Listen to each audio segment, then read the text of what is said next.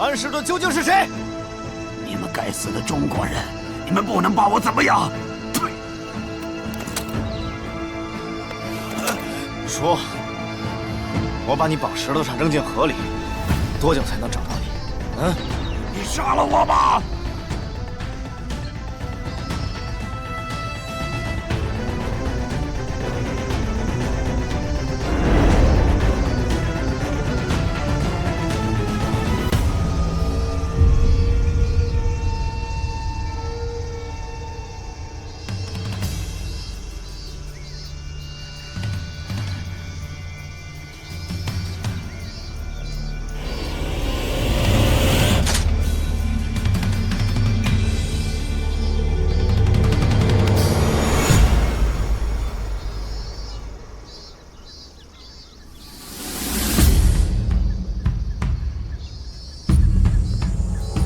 老聂，行动成功，我马上带他去跟你会合。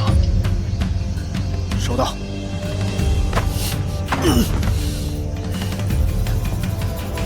走，老宋。老聂，这是谁啊？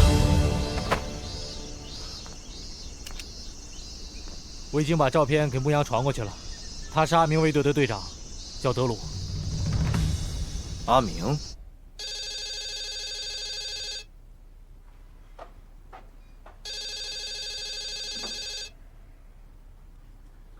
怎么了？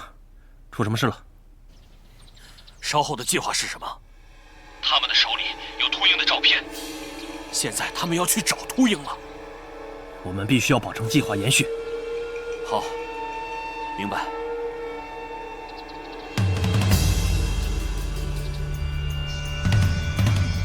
这条鱼可不小。我已经跟营里汇报过了，营里说赶快把他带回去。欧阳女士也会出面跟鲁尔沟通的。好，上车吧。走，走。哎，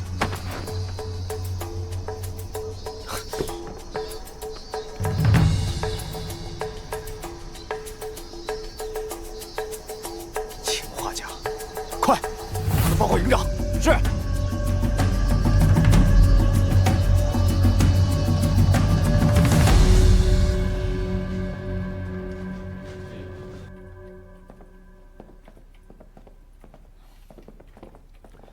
营长，教导员，来了，坐。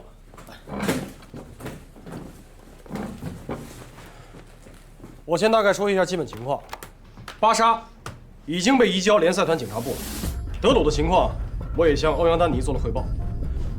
就现在来看，这个阿明极有可能和恐怖分子保持着非常重要的联系，或者说，阿明就是巴沙隐瞒的那个上线。德鲁服毒自杀，要是跟阿明对峙的话，他肯定百口莫辩。没有证据，说什么都没有用，鲁尔不会相信的。目前我们只能等联赛团总部对进口药品的调查结果。报告营长，欧阳女士电话。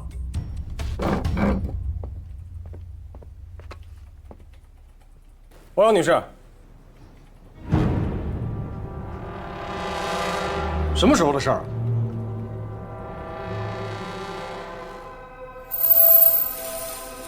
好，明白。中国维和步兵营一切听从联赛团总部的安排。怎么说，老高？形势不容乐观啊！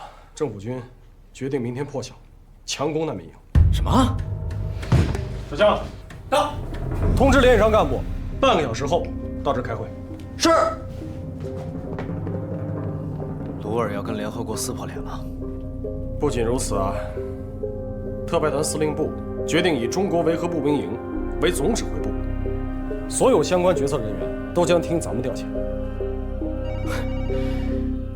老高，这个责任太大了。报告营长，联赛团军事部门、维和警察部门，还有我国大使馆全部打来电话，问三刚和您。好，告诉他们10分钟之后回电话。是。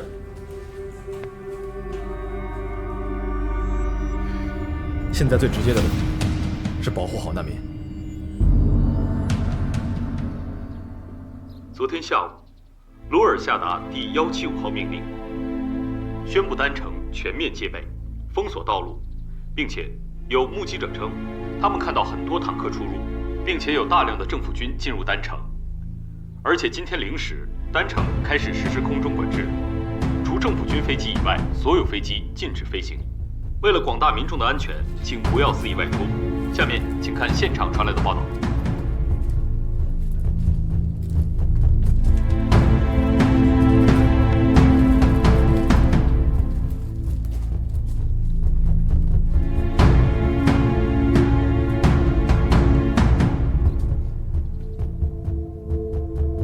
同志们，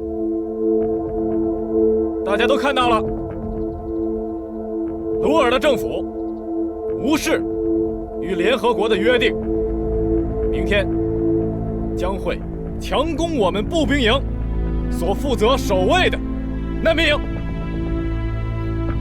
下面，请营长传达上级给我们的命令。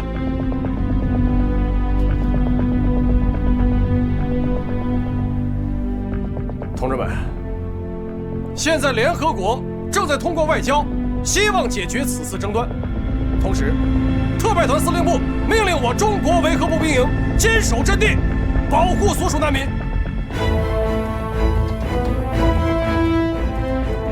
全体都有命令！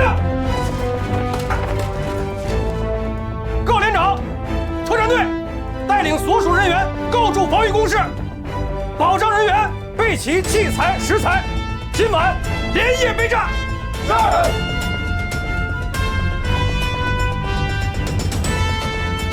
同志们，饭后给家里写封信吧。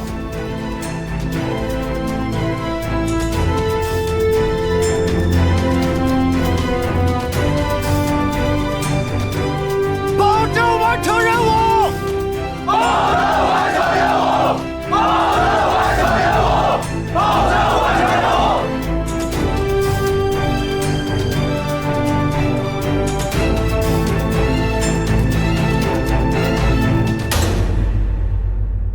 终究还是来了。班达无辜的被伤害，罗尔因此而准备动手，是不留任何余地的动手。我知道，班达的事让他愤怒，但这只是一部分的原因。更重要的是，他作为一个政治家的嗅觉，他知道这次的事是他血洗难民营永久性的铲除马努特最好的机会。这里成了孤岛，我们是最后的防线，在我们的身后是将近2万人的2座难民营。这其中可能会有鲁尔所谓的叛军势力浑水摸鱼冒充难民，但绝大多数人都要因此而成为陪葬，也包括我们这是唯一守卫力量。营长知道，如果我们坚守到底，面对的很有可能就是政府军的坦克、装甲、上万人的步兵。我相信这次鲁尔说到做到，他自己的百姓。可是就在刚刚，营长和教导员做了决定，我们寸步不离，寸土不让。可我是真的害怕了。无论我们的意志多么强大，我们的准备多么充分，可这种害怕是源于我们不能攻击，只能自保。这是我们从未想象过的情景。我已经看到了政府军坦克巨大的炮口，黑洞一般，让人胆寒。可我们依然不会动摇。营长的一句话是所有人准备赴死的决心。他说：“我们就眼睁睁地看着身后那2万人成为鲁尔的炮灰吗？”不需要回答，也不需要犹豫。中国人民解放军在保家卫国的同时，也会尽可能地保护所有手无寸铁的无辜的人民。唯有如此，我们才配得上叫做和平之时。如果我们的鲜血能让鲁尔停下屠杀的脚步，我想我们每个人都已经准备好了随时殉道。可是，只有这样，才是迈向和平的道路。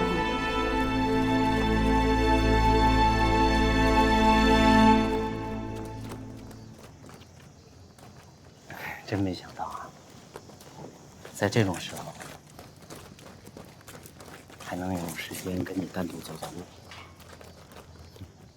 唉，我是没想到，塞利亚政府真的敢跟联合国动手。放心，丹妮，我虽然没当过兵，更没打过仗，但是如果今天真的有什么事情发生的话，我老郭一直会在你身边陪着。我深深焦灼的土壤，暗无天日的奔忙，一眼间荒草疯狂生长。这么多年，我到哪儿你都跟到哪儿，你的心意我都懂。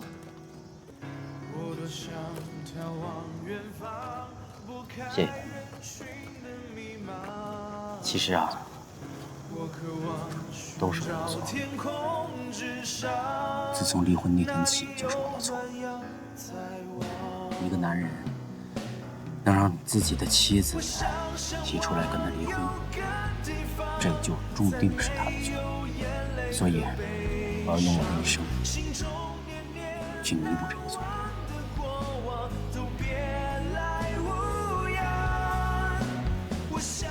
以前的事儿都过去了，也不知道以后还有没有机会吃到你亲手做的饭。能，一定能。无论走到哪儿，就算是在黄泉路上，我也给你做饭吃。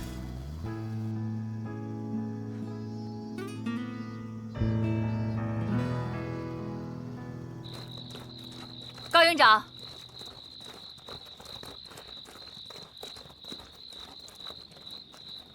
营长同志，我愿受联赛团委派，与维和部队协同作战。好的，营长，感谢，辛苦了。同志们辛苦了，多余的话我不说了，情况都了解，就一句话，有没有信心？有。中国医疗队是中国军人，所以我们必须和你们在同一条战线上战斗。好的，院长。同志们，数个小时之内，我们会有一场硬仗。我们身后的悠悠 house 里，全部都是手无寸铁的老百姓。我们作为军人，作为中国军人，不能丢下他们不管。在国内，我们本来就是一个战壕的战友，在塞利亚，我们更是要同进退。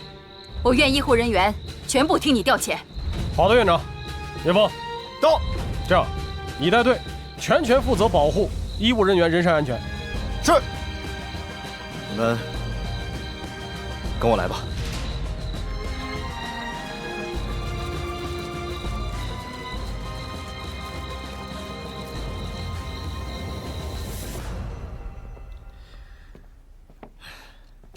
会开枪吗？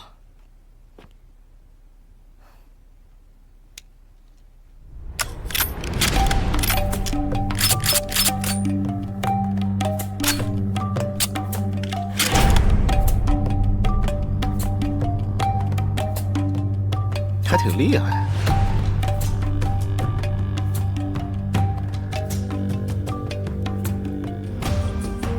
留着防身吧。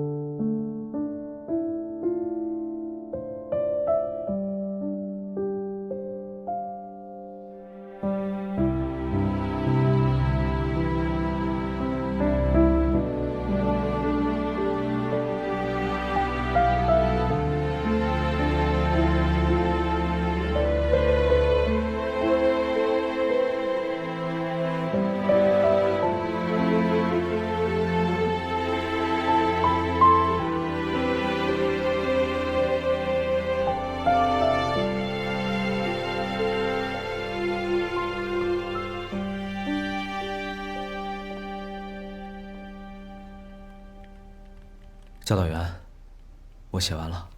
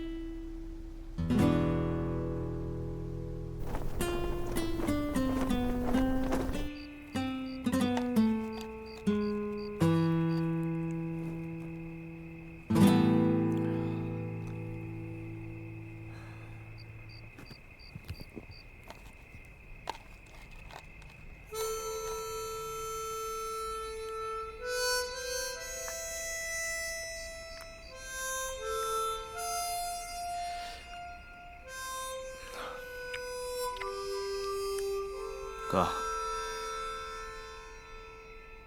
我心里有句话，一直都想跟你说。不用说。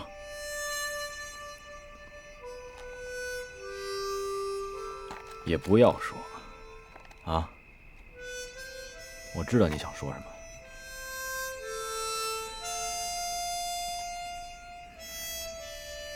得说。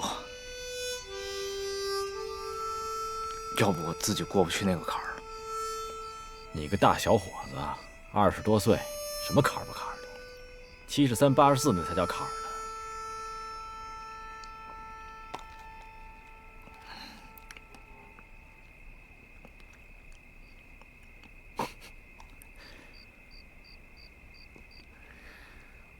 我还记得呀，我刚把你从那个废墟里刨出来的时候，也这德行。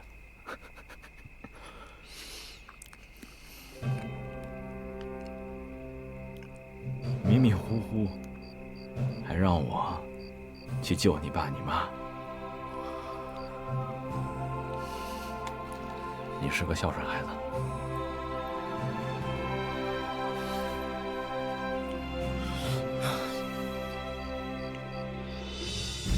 我绝对忘不了。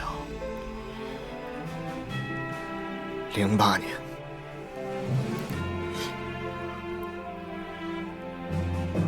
，5月14号那天，也就是地震2天以后，是我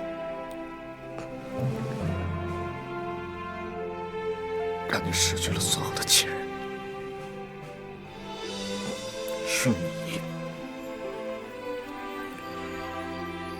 让我成为了一名军人。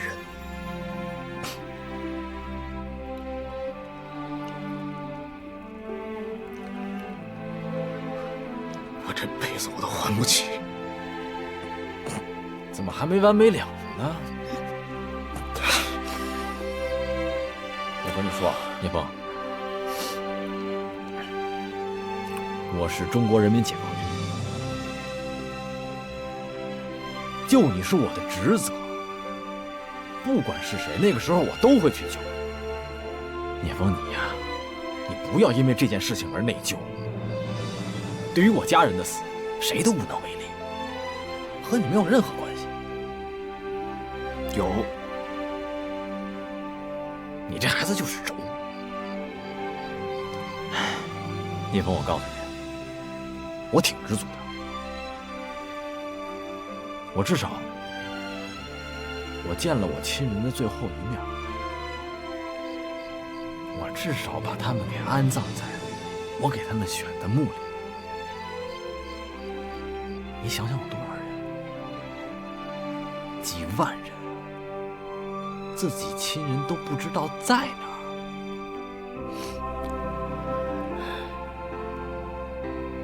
我知足，知足。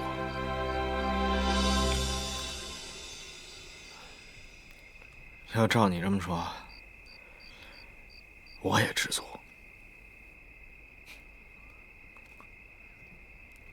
我也知道我爸妈在哪儿，但是光说知足没用。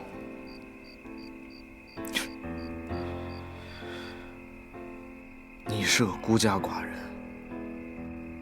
我是个孤儿，这是不争的事实。所以说，哎，我问你，谁是孤家寡人呢？你呀。我是吗？对，我有你呢。谁说你是孤儿啊？你有我呢。我告诉你，聂风，要学会放下。10年了，我看着你慢慢的从一个大男孩，一点一点的，有点老爷们样了，一点一点的，从莽撞少年变成一个稍微有点沉稳的男人了。我很开心，我很知足。你放下挺多的了，但是对我这个对不起这3个字，你怎么就放不下呢？咱俩就是伴儿，你替我家那6口活着呢，我就替你爸你妈活着呢。对，咱俩就是伴儿。这遗书啊，不是给别人写的，咱俩是给对方写的。为什么什么都没写啊？因为都知道对方想写什么。古时候有很多的无字碑，咱俩就给他来一个白纸的遗书。对，但是话说回来啊，哥，你呢给了我这条命，我来到塞利亚，来到这个地界上，我就是要用你给我的命，保护更多人的命。即使这个情我还不起了，但是我心里舒坦。那么多战士，每天看着你这样，都不知道为什么对我这么好。我也跟谁都没解释过，但是我心里只有一个想法。不能摆下了你给我的这条命。好，那明天咱们就要活一起活，要死啊一起死，要活一起活，要死不能一起死。你可记住了啊！大事上都听你的，小事上你得听我的。咱们明天真要是动起手来，你就得站在我后边，你知道为什么吗？你听我说，你不要跟我犟。你站在我后边的主要原因就是，如果我真的要是牺牲了，你得替我活着，你知道吗？如果我们都平安，那就一起醉一场。我答应你，明天我一定冒你后边，行了吗？行，来。咱俩干一个，用花生米，来，干一个，一言为定啊！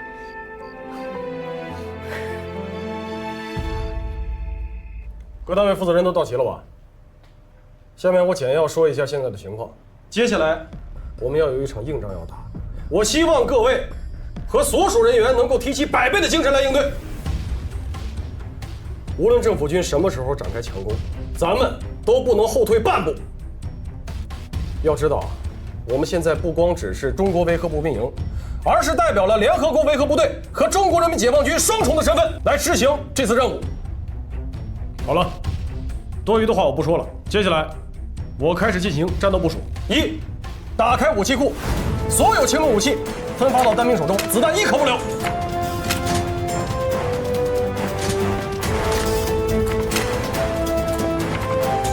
2，所有人员按照作战计划进行详细的部署，东西两面由1连负责，南北两面由2连负责，是否明白？明白。好，第3，营区所属的医院全员上阵，随时准备战地救援。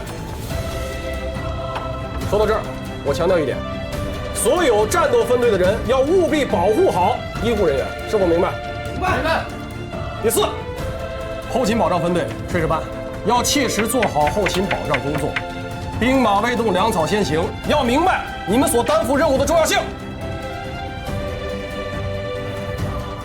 作战计划部署完毕，最后我再强调一点，各单位负责人，我希望这场战斗过后，咱们全营几百号的兄弟，要一个不落的全部安全带回家。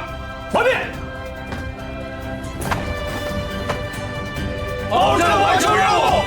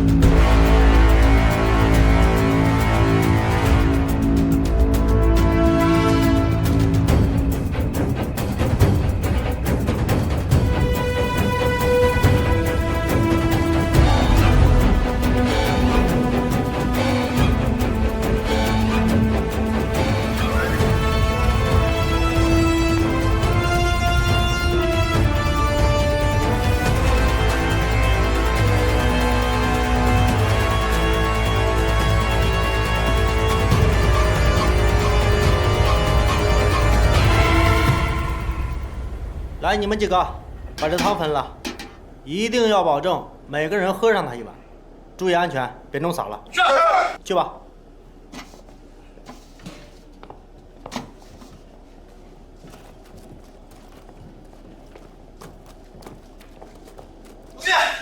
快！啊，给我口水喝，这设防吃了我一肚子沙。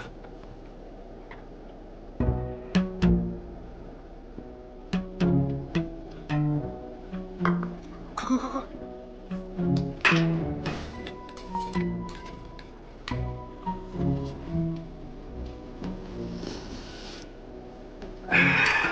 想了蛋啊！外面都火烧眉毛，你还有功夫跟我扯闲淡？太年轻，不要着急上火。越到这个时候，大家越容易着急上火。你说这个时候我再给大家弄一锅咸汤，谁喝呀？你喝呀？不咸，刚刚好。哎，要不是因为我知道他们能做这么好，开玩笑呢。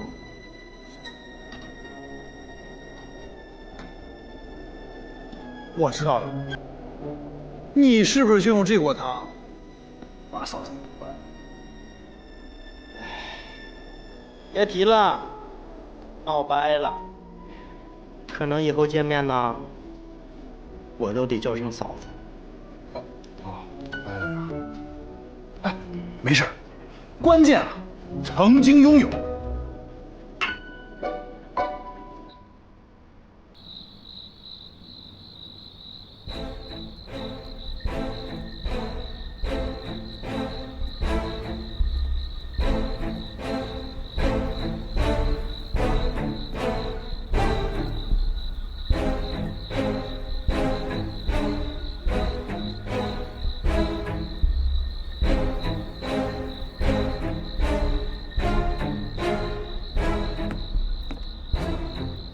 指导员，怎么样？怎么样？有什么情况吗？一切正常。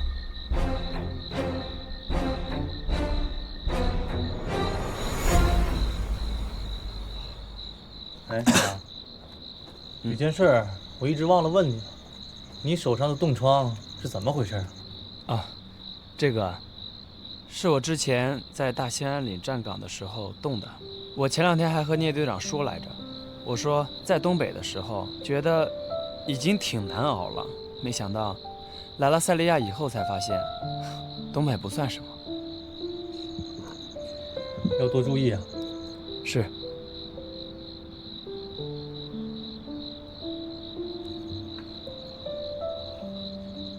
牧阳，你怎么了？感觉今天状态不是很好，没休息好。这样，牧阳，你先回去休息，这班岗我替你站。不用了，指导员。现在营里正是缺人手的时候，我不能离岗休息。你放心吧，现在是我轮班调整时间，没事的，我帮你站。指导员，别说了，听我的，这是命令，去吧。是，谢谢指导员。去吧。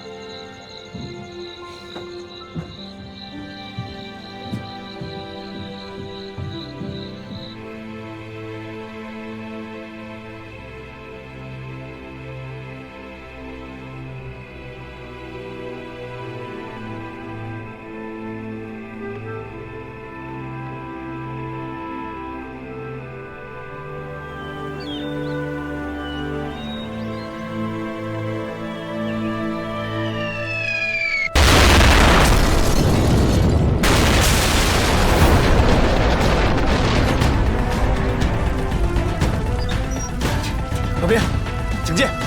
我去救火，你小心！全体都有！政府军已经开始冲击我们的外围防线了，榴弹已经落入我们的营地。步兵营所有战士迅速各就各位，加强警戒，死守营地，绝不能让政府军踏进我步兵营半步。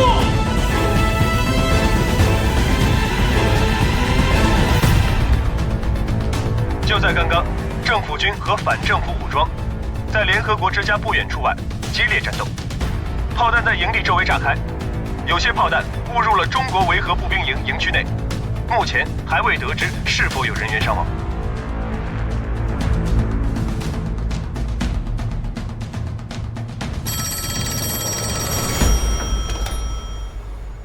欧阳小姐，我方人员进一步调查了安士顿名下的瑞士银行账户，发现了多笔转入丹城本地银行的转账，其中几笔数额较大。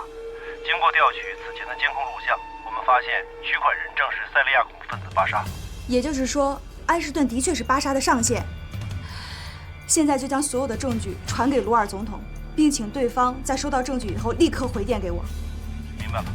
哦，还有，等一下，请继续调查，直到明确安士顿的真实身份。好的。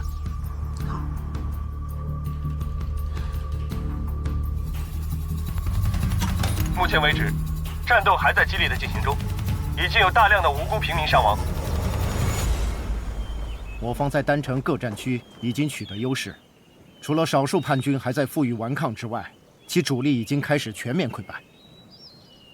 这群叛军就是一群乌合之众，根本不能对我们形成威胁。不足为惧。好的，明白，你们去吧。好的。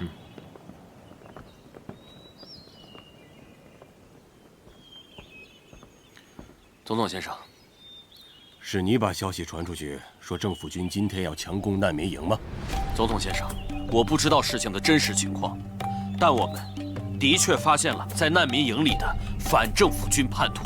难民营已经成为了藏匿罪犯的老巢，是一个巨大的安全隐患。如果我们再不围剿的话，你说的没错，难民营的隐患一定要消除。但是我们要注意处理的方法，毕竟那里是联赛团的驻地。总统先生，如果那里真的是联赛团的驻地的话，班达小姐根本不会被恐怖分子所绑架。正因为她被恐怖分子绑架了，所以那里根本就是无法之地。你说的也不是没有道理。但是我要先和中国的维和部队正式的谈谈，让他们放弃驻守难民营。记住，绝不能擅自动用武力。好的，总统先生。你看这个5号地域，和这个。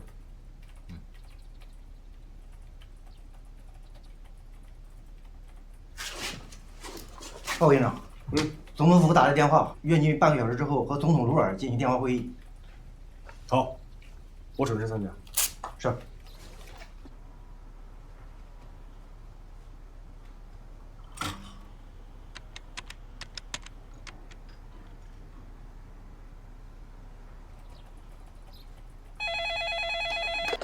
喂，高营长。哦，汪洋女士。那个名为安士顿的人的确是巴沙的上线。1个小时前，我已经派人把证据传给了总统府了。太好了，刚才总统府已经打来电话，鲁尔总统约我一会儿进行电话会谈。我估计他是不是要说这个证据的事儿？但是，我有一个不太乐观的预感，因为直到现在，总统府那边还是没有给我任何的回应，所以很有可能，总统那边没有收到任何的证据。我明白了，你的意思是说，巴沙交代的那个上线，也就是安插在总统府内的间谍，很有可能提前获得或者是销毁这个证据。对，所以你和鲁尔的会谈未必会顺利。我目前的想法是把证据传给你们步兵营，然后由你在会谈中试图去说服总统，暂时停止战斗。这样我们可以进一步根据证据调查安士顿的身份，查出班达事件真正的凶手。好，我明白了，我试试吧，尽量说服鲁尔总统。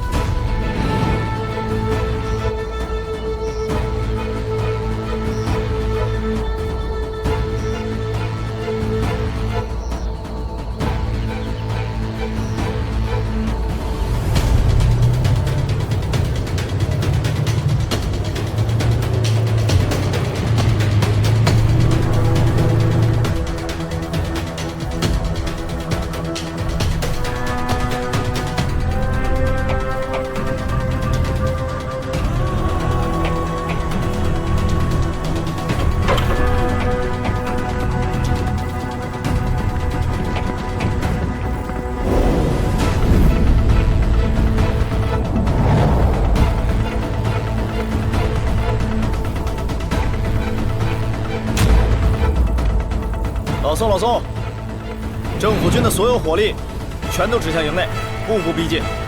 我觉得他在试探我们的底线。老聂，以政府军的火力，想要攻破我们的防守，简直易如反掌。他们根本不需要试探。他们现在之所以没有向我们开火，他们顾忌的只是联合国和中国军队的威望，连任何警示射击都没有。他们会觉得我们示弱。我现在就联系营部。老聂，听我的，你稍安勿躁，等营长和鲁尔谈完话之后，会给我们下明确的命令的。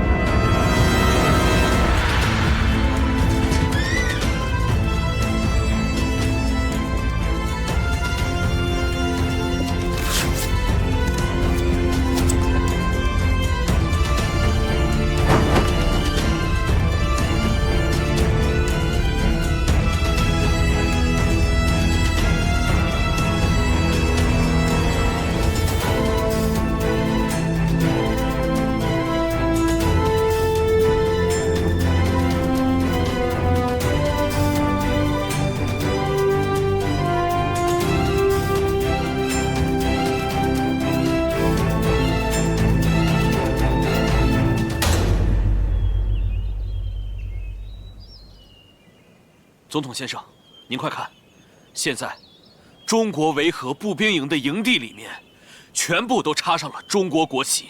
这也就是说，中国维和部队这支军队现在不再代表联赛团了，这也就意味着我们可以进攻他们了。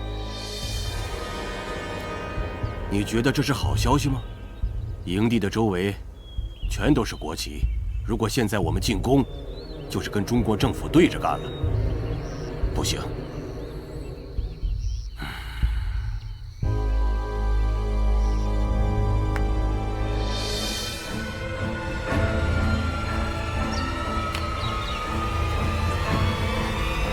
别动！别动！别动！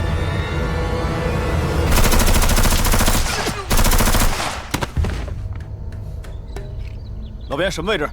听声音，应该是地区方向。地区，你那边什么情况？报告，地区巡视正常，安全。收到，保持警戒。